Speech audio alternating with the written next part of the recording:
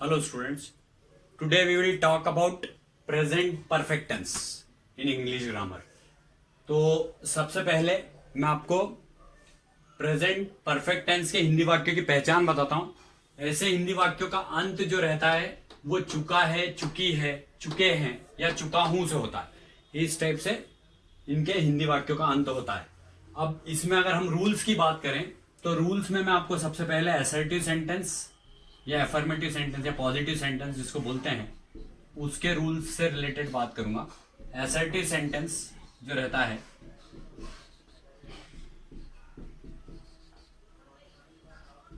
तो इस सेंटेंस में फर्स्ट रूल अगर हम देखें तो I oblique we oblique you oblique they oblique plural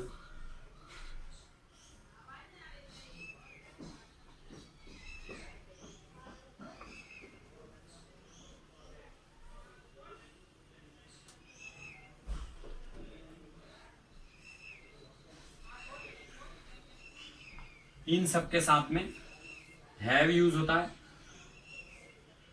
plus verb का थर्ड फॉर्म प्लस ऑब्जेक्ट.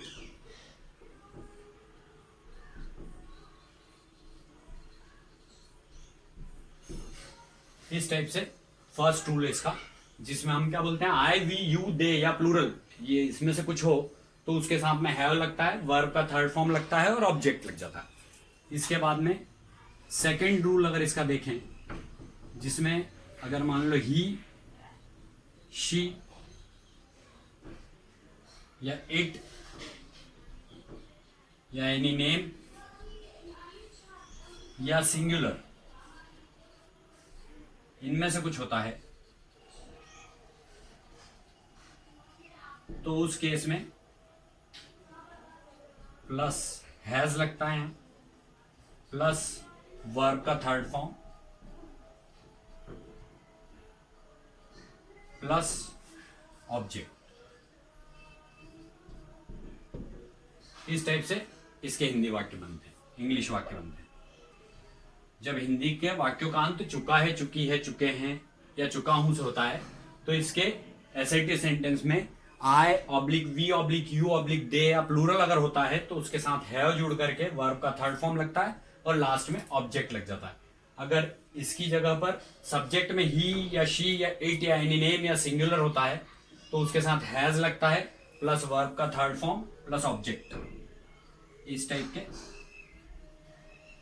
ये सेंटेंस बनते हैं.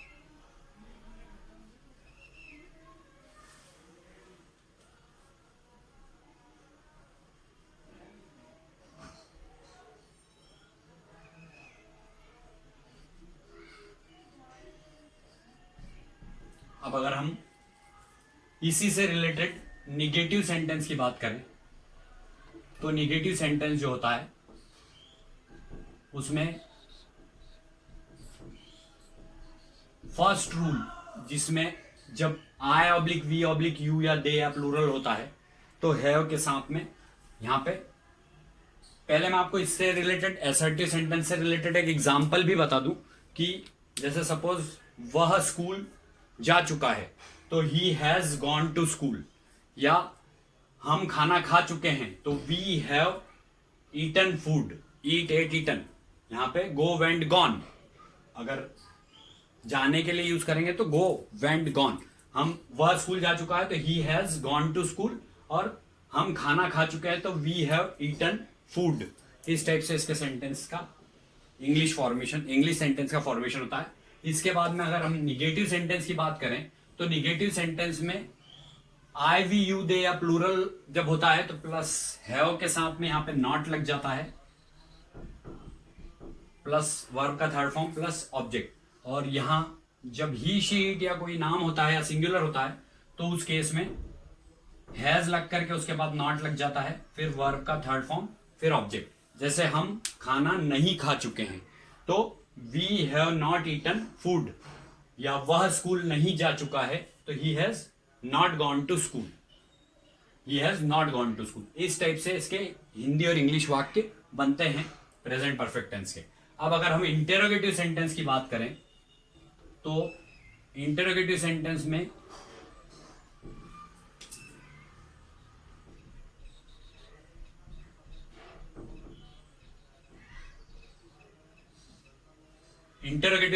में ये सब्जेक्ट से पहले हेल्पिंग वर्ब यूज हो जाता है। यहां पर जो हैव हम वहां लगा रहे थे वो यहां सब्जेक्ट से पहले लग जाता है। Have plus I oblique we oblique you oblique they या प्लूरल होता है तो उससे पहले हैव यूज करते हैं। मीन्स क्या हम खाना खा चुके हैं, तो हैव वी ईटन फूड, ये नॉट हट जाएगा यहां से। हैव वी ईटन फूड, इस टाइप से सेंटेंस बनेगा, हैव वी ईटन फूड। अब अगर क्या वह स्कूल जा चुका है, तो इसका सेंटेंस बनेगा has he gone to school. ये दोनों हैज और नॉट यहां से हट जाएंगे, तो has he gone to school. और लास्ट में यहां पर इंटरोगेटिव सेंटेंस में आखिरी में क्वेश्चन मार्क लग जाता है, ये पंक्चुएशन साइन यूज करना पड़ता है। तो जब इंटरोगेटिव सेंटेंस बनता है तो मैं एक बार फिर से बता दूं, हैव वी ईटन फूड, इस टाइप से ये जो हैव है ये शुरू में यूज हो गया।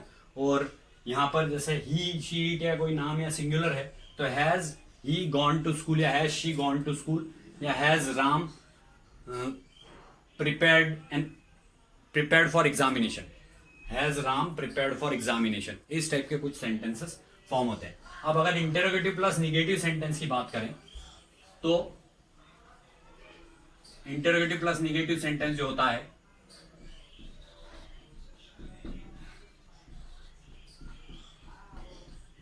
अगर प्रेजेंट परफेक्ट टेंस का, तो इसमें हैव या एज इट इज लगता है प्लस यहां पर वर्ब के थर्ड फॉर्म से पहले नॉट लग जाता है।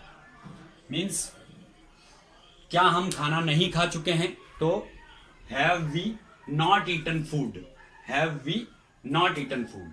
अब अगर क्या वह स्कूल नहीं जा चुका है, तो has he not gone to school. इस टाइप से इसके सेंटेंस बनते हैं।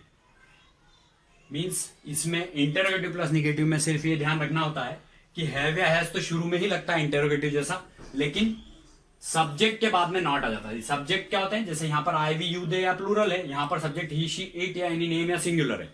एक और बात मैं बताना चाहता हूं आपको कि मैं इसमें क्लासिफाई करके आपको सब्जेक्ट सारे लिख करके बता रहा हूं।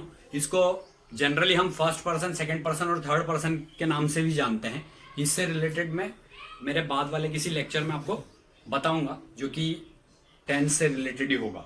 बाकी ये जो हमने आज सीखा है प्रेजेंट परफेक्ट टेंस, ग्रामर में मैं पर्सन का एक अलग से लेक्चर लूंगा आपका, जिसमें मैं पर्सन्स के बारे में बताऊंगा। अब नेक्स्ट जो हमारा टॉपिक होगा प्रेजेंट परफेक्ट कंटिन्यूअस टेंस होगा। इससे पहले मैंने प्रेजेंट इंडेफिनिट और प्रेजेंट कंटिन्यूअस टेंस आपसे डिस्कस कर लिए, तो इस तरीके से आपको ये सारे टेंसेस से रिलेटेड, प्रेजेंट टेंस से रिलेटेड 3 पार्ट अब आप समझ चुके हैं। It is over now.